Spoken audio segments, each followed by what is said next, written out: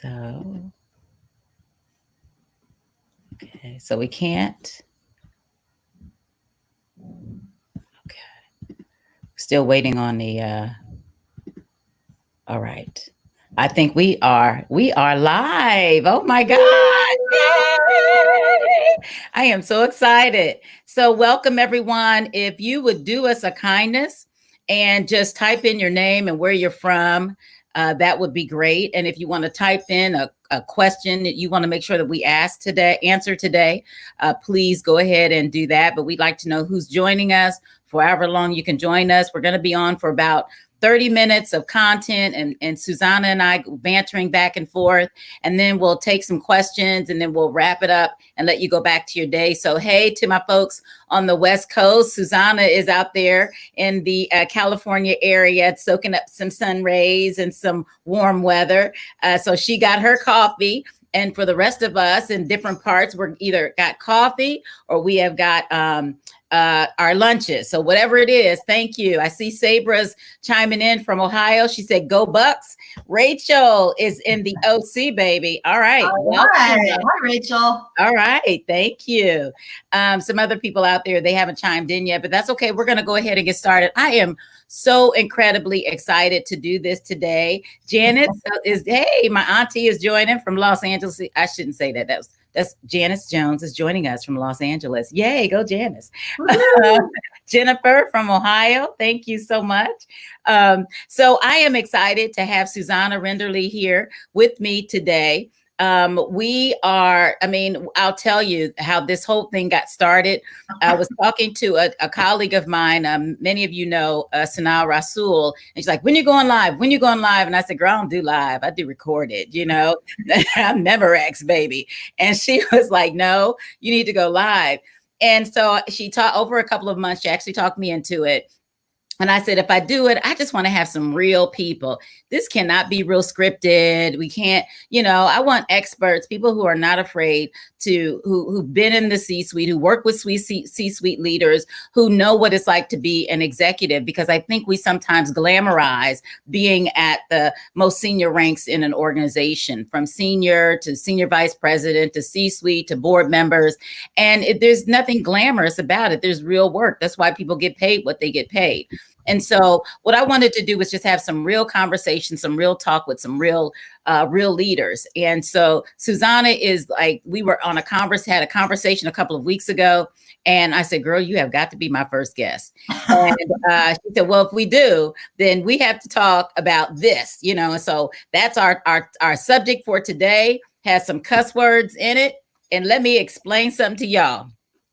When I put that out there, I had somebody say, "Oh, Pam, you can't put a cuss word out there. You're a person of faith. That's not going to look good for your brand." And I said, well, there are a lot of people of faith who've been where I've been, who see what I see today. And that little 4-letter word is nothing. I mean, it is nothing compared to the other kinds of things that we have been exposed to and we have seen. So if that little 4-letter cuss word offended you, you're not ready. Plain and simple. You're not ready. Stay where you are and live in that little box. Because if that bothered you, then you're not ready for the next level, because you're going to be exposed to things. You're going to hear things come out of people's mouths. You're going to see an experience. You're going to have the kinds of experiences that'll make your jaw drop. And then you have to decide what you're going to do with that. And so I invited Susana because I know that she knows about that. Susana is a writer, a wisdom coach, a wellness warrior. She's a workplace wizard. And this woman has spent over 30 years in the game. I mean, she's done some phenomenal things. She's worked in all kinds of sectors across the United States. She's a certified professional coach. And two different organizations. She's twice credentialed by the International Coach Federation. She has written lots of things. She's written for Workforce Magazine, the Huffington Post, y'all. And she has been a TEDx speaker. So, we're in for a treat. She is funny. She is so smart. And I'm only inviting people where I need to have a pen and a pad in front of me to have a conversation, because you're going to learn some new things when you talk to Susana. So with that, she's also a former principal at I'm sorry, former principal consultant at Corn Ferry. So with that, let me welcome Susana. Susana, welcome. Say hello to the people. Hello, people. Thank you so much, Pam, for having me on. You know, you and I have had some really meaty, juicy, honest conversations in person, offline, and I'm just so thrilled and honored to be your guest on this debut episode of Real Talk, hashtag Real Talk, because that's hashtag Real Talk, y'all. Yes, ma'am. Thank you. So we wanted to talk about, what I wanted to talk about was, leadership, integrity, and intention in this new normal. So we have been forced into, people are screaming to get out of the box. I get that. Into this new way of living, this new way of being. And that takes a lot out of us. It's forced us to have to shift, to make important pivots. And I'm just curious, when you think about this, and what's the title of today? What was you coined this title? So I'm gonna throw it back at you. What's the title of today? What does that mean? Stop putting glitter on shit. And this is not NPR, so right. I can say it won't be bleeped. And I'll give you the. Should I give you the origin story? Please, give me the origin. Yes. Yeah. So, my sister is my best friend and a stellar professional and amazing human in her own right. We'd be best friends, I think, even if we weren't related. And I was ranting at her. We have these really smart, like real rants, like conversations I've had with you. And I was like, I feel like my entire job is basically putting glitter on shit. And she stopped. She goes, I think you're right. And you're also not a glitter girl. No. We started unpacking. What did I mean by that? Mm-hmm. What I meant by that, Pam, was that I came to the realization, kind of had the realization, but it got clearer and clearer that basically that's all I did. Yeah. That and what do I mean? So putting glitter on shit is just sort of a cheeky way of saying making pretty something that is toxic and rotten. Yeah. Yeah. And when I thought about it, it applies to so many things beyond the workplace, just our political system, for example, technology. Do we really need another app to help us not use our phones? Ooh. Do we need an app to help us go to sleep? Put the phone down, put the phone in the other room, right? The phone's the problem. You don't need another app. You don't. When it comes to the workplace, it's things like being called in. So my first career, as you know, is in diversity, equity, and inclusion, interculturalism. And really, when it came down to it, it was like I was being called to go into these rooms and to share content and share concepts with folks that they didn't need. Mm-mm. Mm-mm. Because either they were already doing it better than me and my colleagues, or what they needed was to figure out, Susana, how do I have this conversation with folks I'm about to lay off? Right. How do I create space in my day to just breathe? Yep. We've created a world in the workplace where we're trying to get more out of folks and giving them less. Yeah. And more, and we're squeezing in even more because we're laying people off.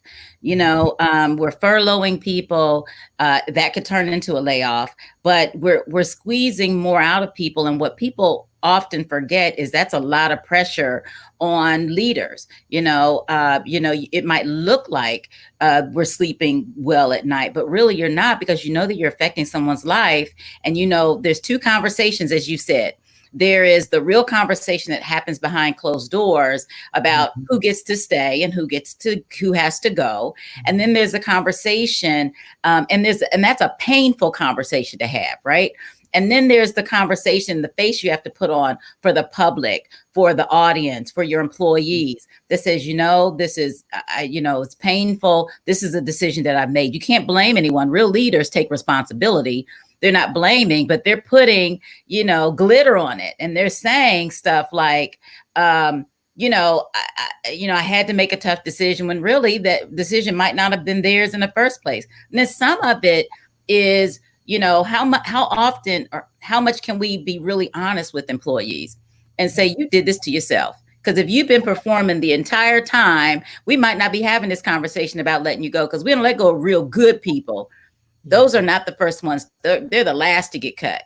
Yeah. And so we're having to have these real conversations behind closed doors, and they're not very pretty, but we have to have the pretty and the dressed up conversation with employees, and that can be extremely challenging.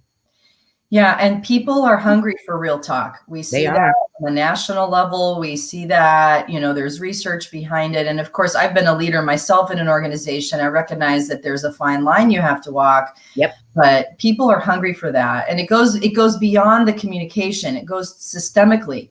So for example, you know, we get caught up as leaders around, what do we name stuff? What do we name this building? What do we name this process? What do we name this? You know, but the thing itself is problematic. Yep. You know, let's spend, you know, $2 million on a training program to help us create a more speak up culture or more psychological safety. But why do people not feel safe in our company in the first place? Right. What is, you know, we need to bring in training to do diversity, equity, and inclusion. Well, how is inequity and how is lack of inclusiveness baked into our system? Or why would we want to include people into something that's already not working? Why would someone want to come in right. something that's already broken? Like, we're not asking these systemic questions. Right. You know, we shift the deadlines, but, you know, is this really urgent? Why? I'm going to ask you this. I'm going to ask you that because, see, do you think that do you think we need DE&I training right now? Like on the spot? Do you think that now, I don't want to say that we're beyond that, but what's the value there? Because a lot of things have been abandoned. Usually DE&I is the first on the cutting block, but what are your thoughts around that? Oh, we just went there, didn't we? So, I mean, full disclosure to y'all that are listening, this is the thought process that I'm still teasing out. And that's one of the articles I'm going to be publishing in the next couple months. But here's my thinking today. Yes and no. So I know that sounds not real talk, but here's what I mean by that. First of all, that's not the number one thing people need right now. Okay. The number one thing people need right now, leaders in particular, is how are you doing? What do you need? How do we create more spaciousness, more time? How do we reduce the workload? People are working twice as hard and getting paid the same that they were paid in the 80s. There's something fundamentally wrong with that. Number two, I think right now, and again, this is a career I've been doing for 25, 30 years. So this is where I'm coming from. We need more unity and commonality right now. Mm-hmm.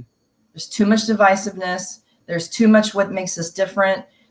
We need to have both. It's a both and conversation. We're similar and different. We need to move, I think, a little bit closer to the commonality and unity. Let's get real. We are an empire in decline. Yeah. It's showing up in our economic system, in our education system, our political system, our healthcare system. Mm-hmm. Look at what we're going through right now. People are scared. People feel something's wrong. We need to figure out what brings us together. A lot of D&I work is putting glitter on shit. Yeah.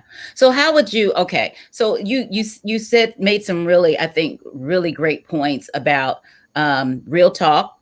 And then you talked about honesty. And then you talked about, the importance of just really, I think, being authentic as a leader and just, putting it out there. Now, I will tell you, I believe that is the broadest appeal that Donald Trump has.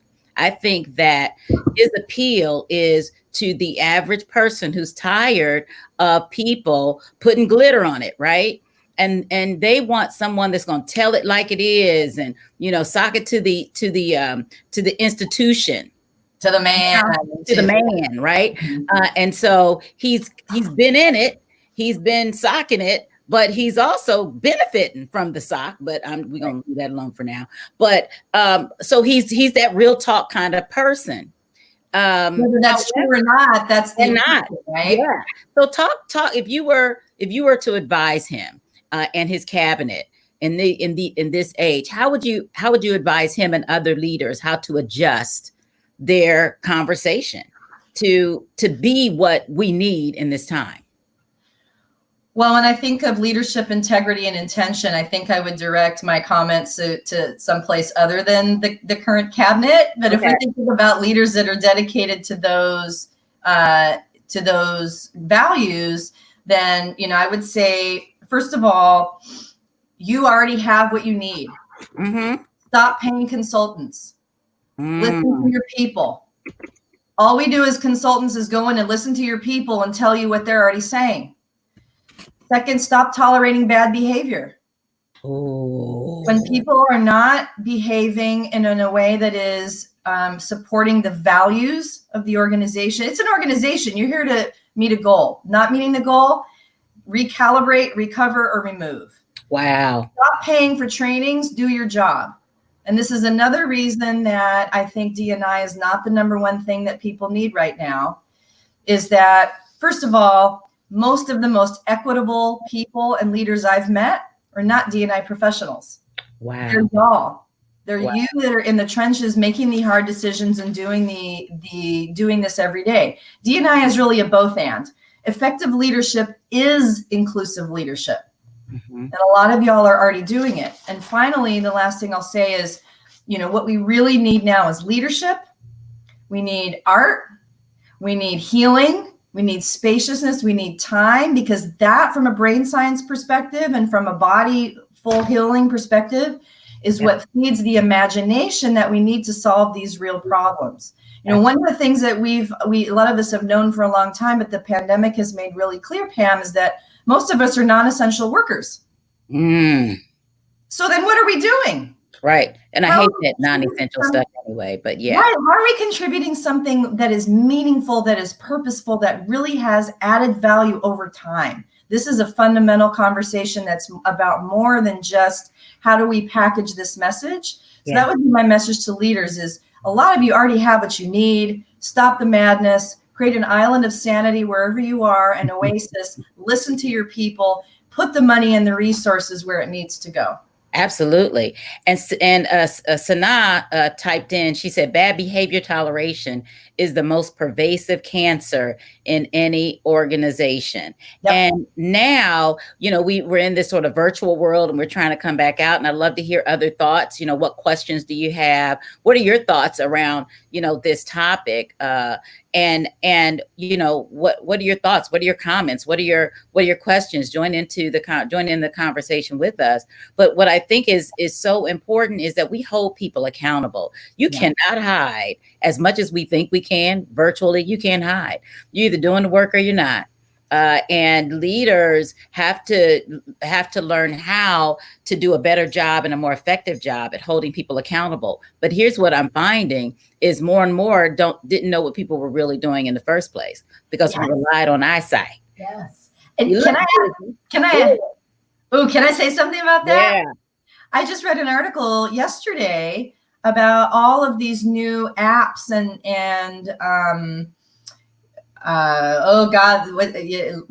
thingies that you add to your tool, systems that they're adding to folks' computers in order to track productivity at work, that basically are cameras or track keystrokes or track what someone is doing. And of course, a lot of people are pushing back and it's creating morale to go down. That's another example of glitter on shit. If you can't trust your people, how do we measure productivity? Is productivity having a butt in a chair?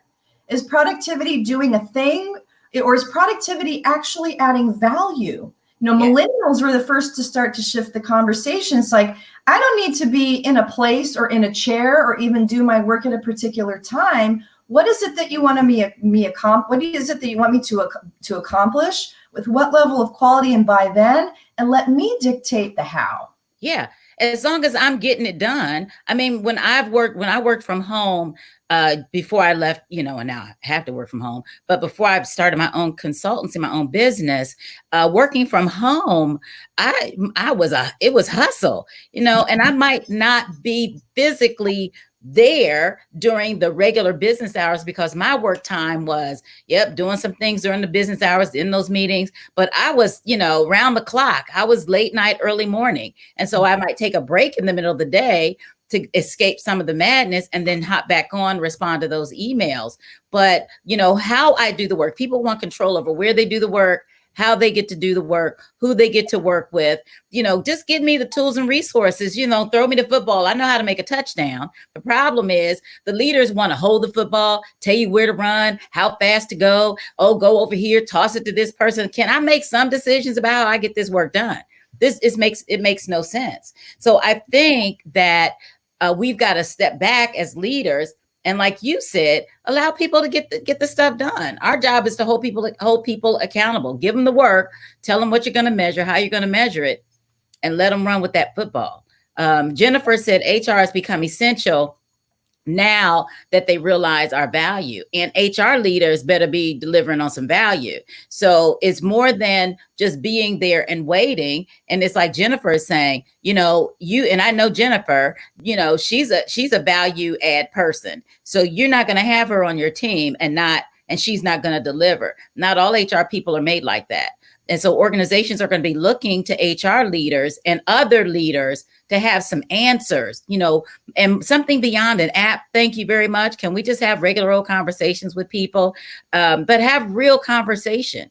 Talk to people about what's happening, what's not happening, the forecast. And if you don't know, say you don't know. Stop glittering it up. And because people can read through that stuff.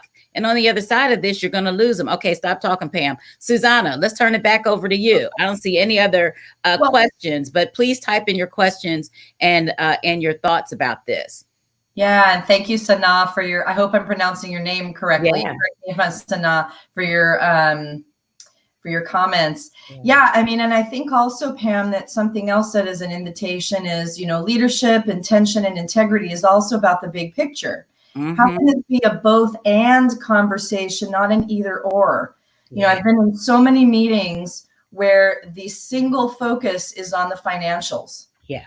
Yes. That's not that the financials aren't important, especially the higher up you go, the financials, but does it have to be in the hour-long executive meeting? Does it have to be a half hour, 45 minutes about the financials and 15 minutes for everything else? Yeah. Can the financials be 15, 20 minutes and the others be measures of what is our employee engagement? How do we know? What is the quality that we're providing? Is it just quantity or is there quality there? How are people feeling today? What are people needing that they're not getting from us? How are we all getting along in this room? Exactly. I mean, so much of the work you and I do is with the executive team that's a hot mess. It's like, when was the last time y'all just kind of sat and had a conversation about how you were doing and airing, whatever you need to air? And a lot of times the leaders already have the skill set. Yep. They're not putting a priority on creating the time and the space to have those conversations. And also, how can we as leaders be a part of the solution beyond the organization? Yeah. How is my organization contributing to the problem or creating solutions? Yes. So, and this isn't that part of, I know that you and I both coach a lot of leaders just on having the conversation. Do you find that, well, let me ask you, what do you find is the real fear behind having that kind of conversation, going beyond the financials and talking about the people and the engagement? What's really going on there? This faces me thinking. Do it, scroll, introvert moment. Uh-huh. What gets in the way of having that conversation? So what's coming to me are two things, Pam. Mm-hmm. Number one, I think lack of confidence or lack of skill. Sometimes it might be actual lack of skill. Other times it's lack of confidence and skill. Mm-hmm. Or a lot of times that's because they haven't practiced it. Everyone's going to be nervous about doing something they feel incompetent in, particularly adults. Our identities are based on the sense of ourselves being intelligent, well-intended people.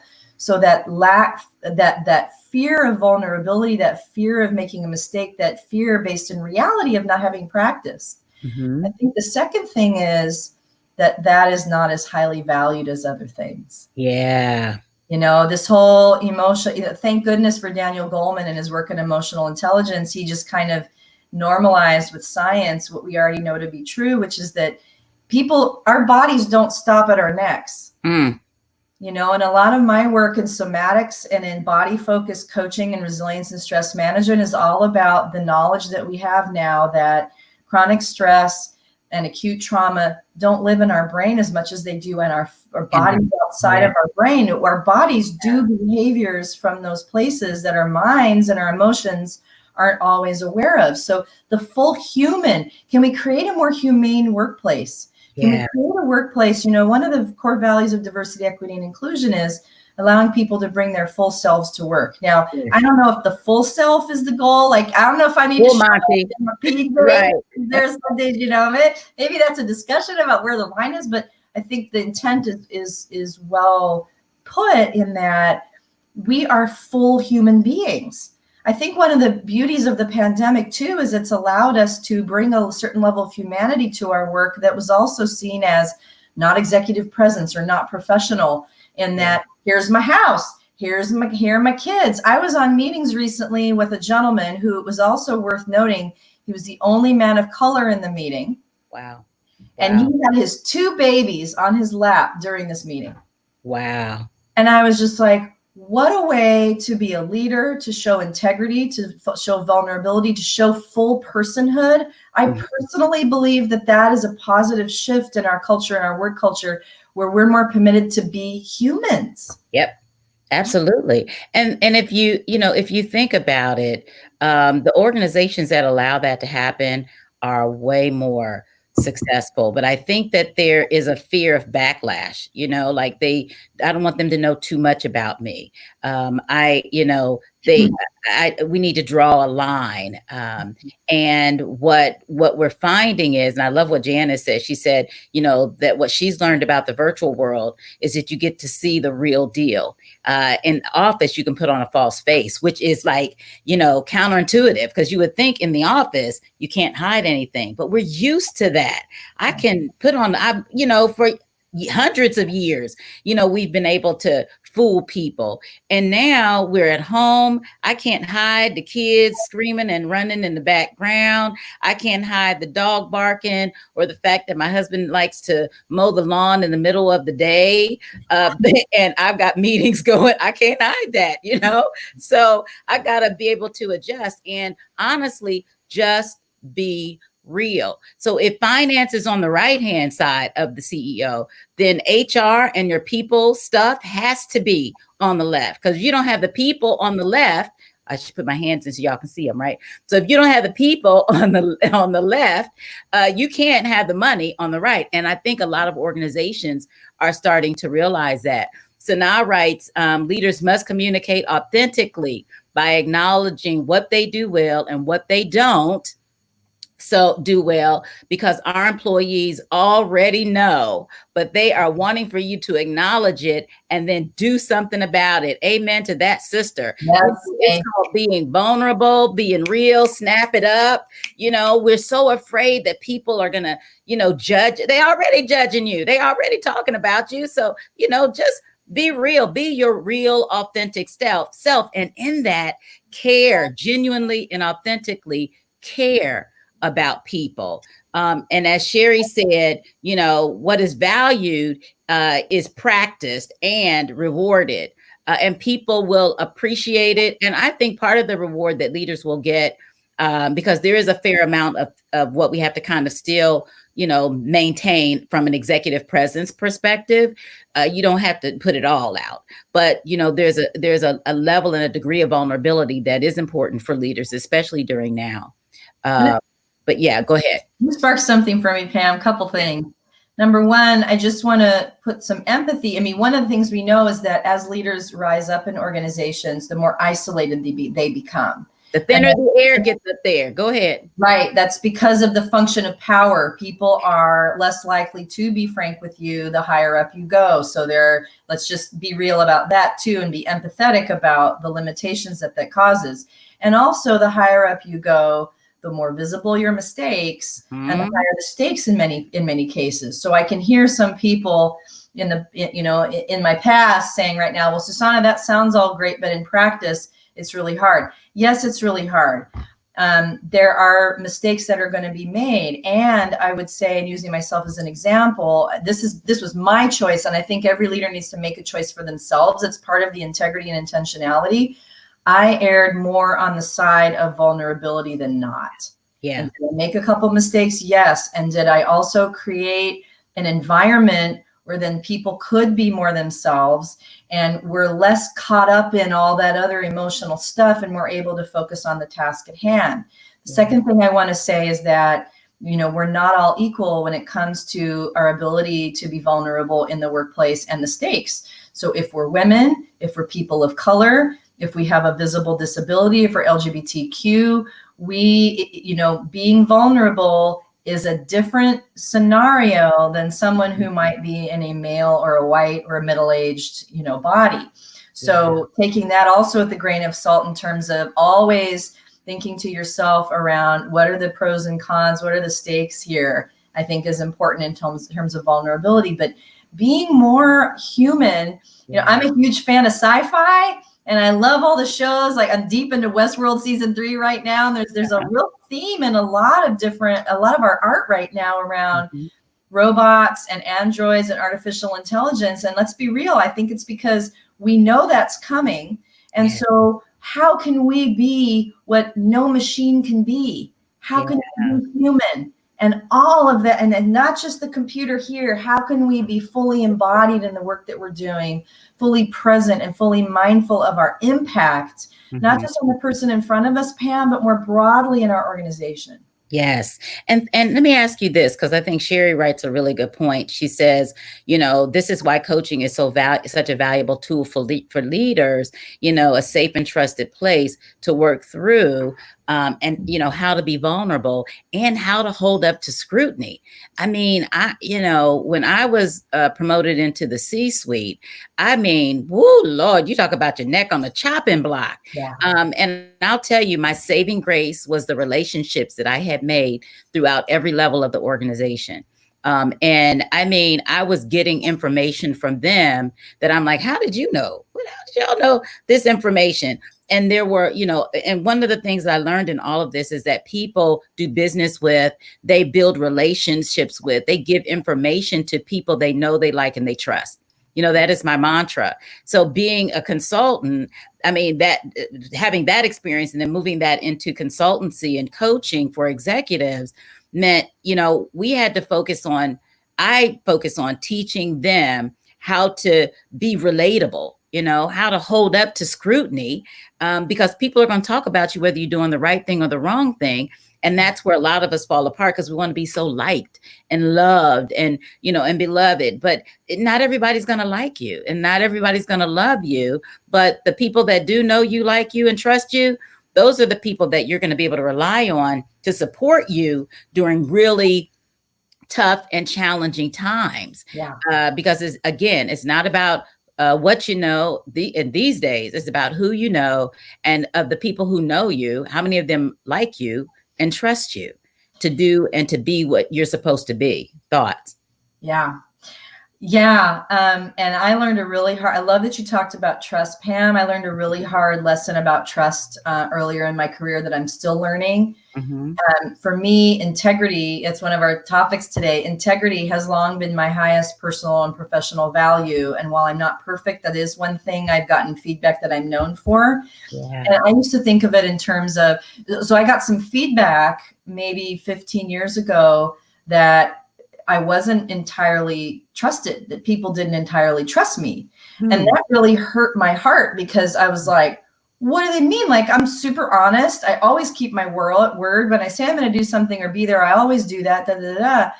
But it took me a little while to tease out what that feedback meant. And it wasn't about just keeping your word. It was about, there was something about the way that I speak and dress and do things that gave an air of perfectionism. Wow. Because I was so scared to fail or make a mistake because of my own early childhood baggage. That it made people feel just a little bit more tense around me. Really? It wasn't so much about, you know, I didn't keep my word and I treated people like crap. It was about that, you know, I was maybe putting some glitter on my own shit. You were buttoned up and ready. You know, because I was wrapped, you know, I'm a young female, I'm this and that. And these are all identities I still had to manage in the workplace. But it was like, oh my God, it was like me hiding that stuff is actually getting in the way of what I'm trying to do. That's something that happens to me all the time as a writer, Pam. Like you and I follow each other on social media, you read my, and it's still to this day, I will write articles that I'm like, oh God, here it comes. I just outed myself as having mental health issues. I just outed myself as doing, you know, like, or I'll write something that I'm like, this is super self-indulgent. Like, this is just me talking about the thing that I went through. Who gives a shit about my, like, you know, little narrow world? And it never ceases to amaze me, Pam, the response that that type of article often gets, because people will be like, oh my God, me too. Or they may not connect with the exact experience, but they connect with the feelings and the humanity of it. And it never ceases to amaze me that those little risks create the connection, which is the lubricant, the social lubrication and the glue you were just talking about. Like, how can you know, like, and trust me if I don't let you see me? Did you just say social lubrication? See, I told y'all. What are you writing? What are you up to now? What are you doing? So how do we stay connected? What books do you tell us? What are you doing? Because I want people to know why I love you so much beyond them connecting with you. She is hilariously funny. You know, I don't know if it's okay to tell people to follow you on Facebook, but yeah, follow her on Facebook, follow her on YouTube. She's, I mean, just a dynamo. Oh shoot, did I lose you, Susana? Uh-oh, her screen froze. Don't you just love technology? But isn't it nice that her screen froze the way that it did? Because it's on a lovely, lovely picture. So here's what I'm going to do. I'm going to tell you how to reach her, and hopefully her screen will unfreeze. You can reach Susana at wordswisdomwellness.com. Susana, wordswisdomwellness.com. You can also reach her by going to her website. There she is, wordswisdomwellness.com. So Susana at wordswisdomwellness.com, and her website, wordswisdomwellness.com. I'm going to type it in. But Susana, you froze up, and it was a lovely portrait of you when you froze, by the way. I would freeze with my mouth open, but not you. So yes, what final thoughts or comments as people want to, you know, add their questions? I want to take some time and do that. I want to say thank you again for joining me today, but I want you to give me your thoughts. What are you doing? What do people need to know about you? Oh, what am I doing? That's an ongoing conversation. And yes, and it's funny that you said that, because that's one of the questions that I'm asking leaders all the time. Like, what are you doing? Why are you doing it? What does success look like? Where are you out of alignment, and what are you going to do about it? So these are questions I'm asking myself right now. I'm in a transition myself, but what I'm really stepping into are my, you know, I as I mentioned earlier, you know, the world needs all of us. Everybody has a piece to provide. My piece at this point, I believe, where my passion, my competence intersect with what the world needs, is around healing and art. I think healing and creativity is a lot of what most of us need more of right now. We don't need more numbers. We don't need more suits. We don't need more yada, yada, yada. We need space. We need breath. We need healing. We need wellness. We need art and creativity, because that will fuel the imagination and the wholeness that will allow us to be more of who we are and to create a world that works better for more of us, because that's still my core value. So what I'm doing right now is I'm writing. You know, I'm still writing articles for Workforce. I'm writing on Medium. I'm writing in my own spaces. I'm launching into more creative work, but more of a sassy tone, experimenting with videos, as you heard, that are not necessarily related to the workplace. But if the word stupid bullshit gets you excited, I do videos about examples of that in our world that bring a lightness and humor to our daily life, which I think is important. I'm also doing a lot of work around stress management and resilience. So helping people with the cutting edge science about how, as I mentioned earlier, acute trauma, which most of us have experienced, as well as chronic long-term stress. Can I get an amen? Amen on that. Lives in our bodies that has even a more detrimental effect. And hello, coronavirus. A lot of us are dealing with that right now. really working on body focused solutions on individual and group levels to help people move that through. I myself have had my life transformed in the last year, practicing some of the tools in the resilience toolkit. So as you mentioned, my identities now are I'm a writer, I'm a wellness warrior, I'm a workplace wizard. So I also help leaders and organizations either grow from good to great or solve an existing pressing problem without putting glitter on shit. Let's get the shit out. Let's move the shit. Clean it out. Are you going to be selling shovels that people can buy to get some of that out? Some shovels. Yes. And also a wisdom coach. So I help connect my clients with their clarity, confidence, direction, and purpose, connecting with their own internal deep wisdom as well as abundant external wisdom, whether it's in their spiritual path, in other humans, in science, or even the natural world. So I'm up to all kinds of adventures, Miss Pam. You got it. And look, Sana said she ready to buy a shovel. I know. Look, the groups and the audiences we have, shoot, you better bring it, So, but give us one final point. What's one thing that we need to take away as a result of today and what you want people to know? At the risk of sounding redundant, I'll just hammer home, I think, 2 points. Number one is, and you know what I just said about what are you doing is funny, but it's the simplicity, it's the depth and the simplicity in these questions that I think we love as coaches, but that are so generative.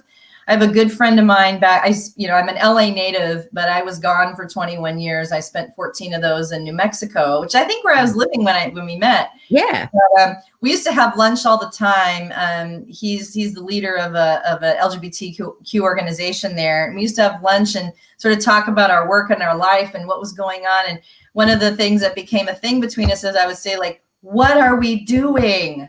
Like, what are we doing, like each other, but also as a question that the people we're working with need to be asking themselves, like, what are you doing? Yes. Like, really, what are you doing? And not what do you think you're doing or what do you want to be doing, but what are you actually doing? Yeah. Okay? And where is that out of alignment with what you're really about and what you want to be doing? Yeah. And when you're out of alignment, how can you close the gap? And that's where coaching can be invaluable, as you know, Pam, in helping people really discern and get clear.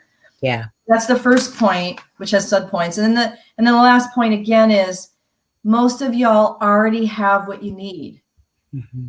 Listen to your people. Stop paying consultants. Listen to the people that are already there. You've got internal experts that know your culture, your company, what you need better than anyone external.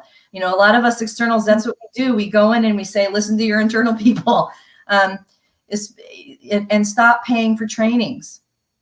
Training only solves the problem if lack of knowledge and skills is the issue. Oh, most organizations, lack of knowledge and skills is not the issue. It's that the culture doesn't support doing those behaviors. It's that people are not held accountable, rigorously praised, or held accountable for not doing the behaviors, or it's a leadership issue. So many times I come in and it's like, Susana, can you teach us to communicate? Can you do diversity inclusion? It's like, I'm sorry, C-suite, but y'all are the problem. So, really focus on, don't make pretty something that is rotten and toxic. Find out what essentially deeply integrated into the system is not working and work on that. We don't have extra time or extra money anymore. So really use the resources that you have to create a difference that matters in a world that works better for more of us, not a few. And I will tell you that's a lot of where I love what you were saying. Many times I know a lot of the folks on here will agree is when people call us, I'm first to tell them you don't need me, to really train you to do anything. The real issue, and I can help you with this, is rolling up your sleeves and getting to a place of accountability, because you already know what to do. And if you don't, we can talk about that, but I want to see you actually do it. So when I'm coaching executives, especially, there has to be accountability. If there's no accountability person, I can't help you, because I know that once you and I finish and I take your money, that you're going to go back to the same behaviors that you were exhibiting before. So if this is just a checkbox, I'm not your coach. I'm not your consultant. You need somebody else. I want to see real change that impacts the organization more broadly. And that's where the real work is done. It's not in putting a Band-Aid on stuff. Those days are gone, because what we're finding, as Janice has said earlier, we're starting this remote work. We're starting to see what's really happening and what really hasn't been happening. So we want you to lead with intention, lead with clarity, lead with integrity and executive presence. I want to say thank you so much to Susana for joining me today. I'm so excited about our conversation. We were like we were high-fiving and fist pumping and all of that stuff virtually. And we were so just like, we didn't know. So we're going to just go by the seat of our pants, and we're just gonna do this because people need real talk, unscripted. Let's talk about what's really bothering people and what's happening. So thank you all for joining in and for staying attentive and engaging. We'll get better at this as I go along. But hey, the first one down, the other ones are all downhill from here. So I look forward to the next one. Is going to be phenomenal. I'm speaking with a finance expert in the industry, and I know that she's watching. So in 2 weeks, join me back here, and we'll keep this conversation going. In the meantime, please check out Susana, support her, call her for real talk, real conversations about leading with integrity and intention. Take the lipstick off the pig and all that other good stuff. So Susana, thank you so much. And thank you all for joining us. Thank you.